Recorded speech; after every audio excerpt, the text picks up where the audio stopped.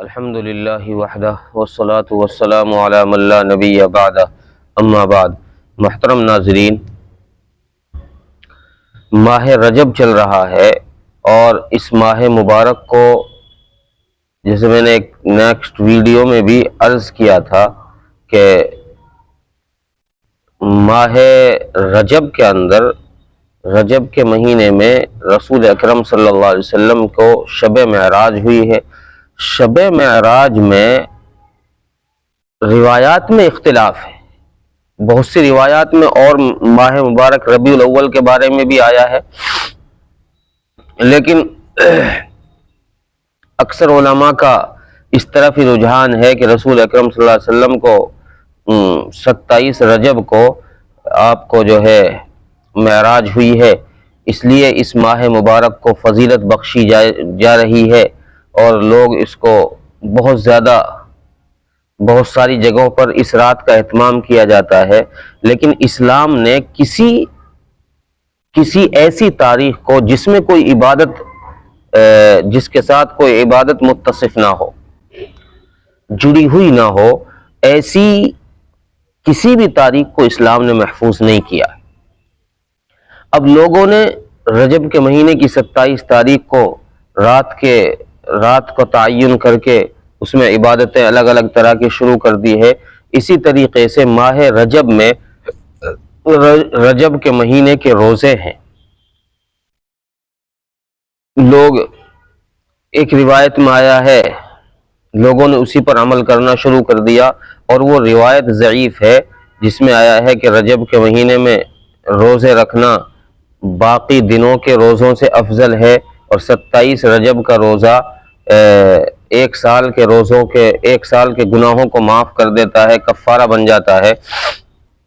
تو اس طریقے سے کسی تاریخ میں، رجب کے مہینے کی کسی بھی تاریخ میں، 27 ہو یا 28 ہو یا کوئی اور تاریخ ہو، کسی بھی تاریخ میں روزہ رکھنا اس نیت سے کہ یہ اس ماہ مبارک کا مقدس عمل ہے اور یہ حدیث میں ہے، نبی نے بتایا ہے، تو اس نیت سے روزہ رکھنا یہ بالکل صحیح نہیں ہے، قطعاً صحیح نہیں ہے۔ ہاں، آپ روزہ رکھیں رجب میں صرف اس نیت سے، جیسے بھئی رجب میں اور مہینوں میں روزے رکھنے سنت ہیں، روزے رکھنے چاہیے، نبی نے حکم دیا ہے کہ طاقت ہو تو ہر مہینے روزے رکھے، پیر اور جمعرات کا روزہ رکھے۔ تو اس طریقے سے اس ماہ مبارک میں بھی آپ روزے رکھ لیں، جیسے حدیث میں ہے کہ آپ نے شعبان کے مہینے میں کثرت سے روزے رکھے، تو آپ رجب میں بھی روزے رکھ لیں۔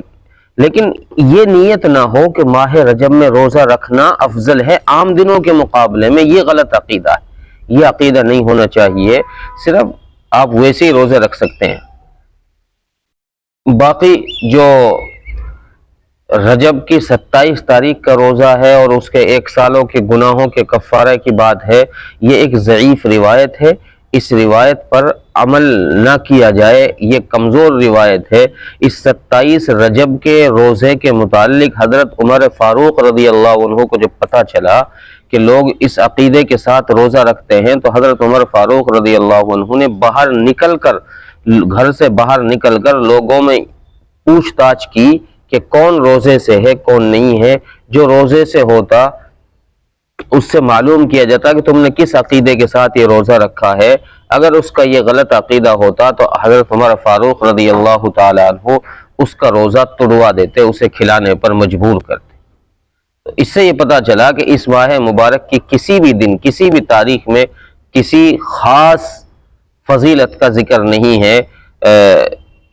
نہ روزے کا ذکر ہے دن میں کہ رجب کے مہینے میں روزے رکھے جائیں یا نہ رکھے جائیں۔ ہاں، البتہ عام دنوں کے اعتبار سے آپ روزے اس ماہ مبارک میں رکھ سکتے ہیں، اس کی کوئی ممانعت نہیں، لیکن خاص نیت کر کے کہ رجب ہی میں رکھے جائیں گے اور رجب کے روزے اور دنوں کے مقابلے میں زیادہ افضل ہیں، زیادہ ثواب ہے، یہ غلط عقیدہ ہے، اس طریقے کا عقیدہ صحیح نہیں۔ السلام علیکم ورحمۃ اللہ وبرکاتہ۔